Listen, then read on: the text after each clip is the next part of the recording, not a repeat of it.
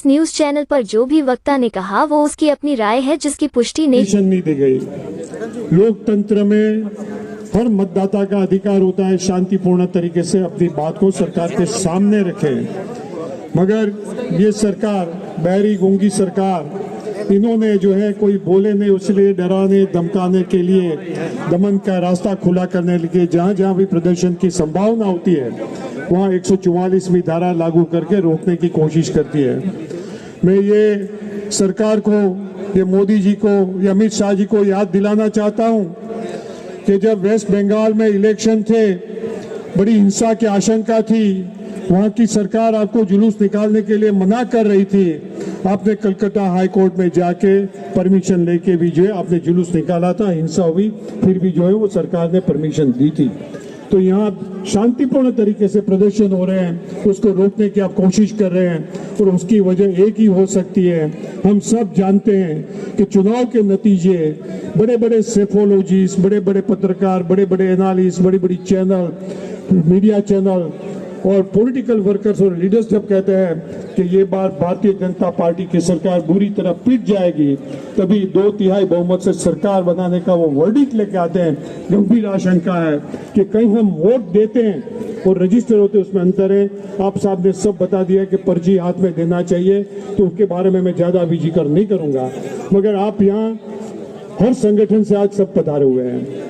हमारे जो जवान साथी आए हैं, जो हरियाणा खड़ा करना है, और इसमें हम बधाई देते हैं, धन्यवाद देते हैं हमारे उन तमाम वकीलों को जिन्होंने इसमें अगुवाई की।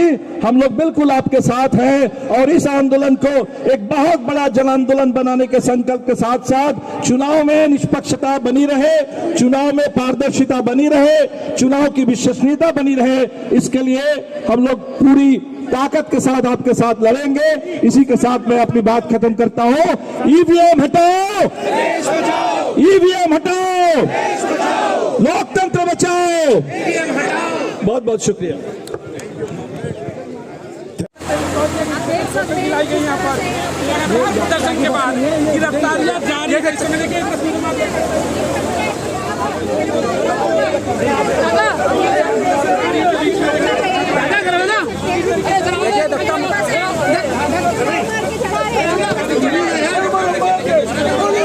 जो गुंडागर्दी कर रहा है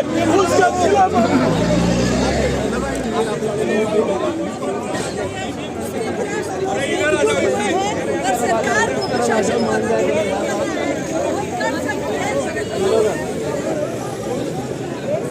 ईवीएम के खिलाफ किस तरह से प्रदर्शन हो रहा है। धारा 144 लगने के बाद यहाँ पे प्रदर्शन किया और इसके बाद गिरफ्तारी धारा 144 है जो है यहाँ पे जो है अपना आंदोलन कर रहे थे और यहाँ पे गिरफ्तारी शुरू हो गई।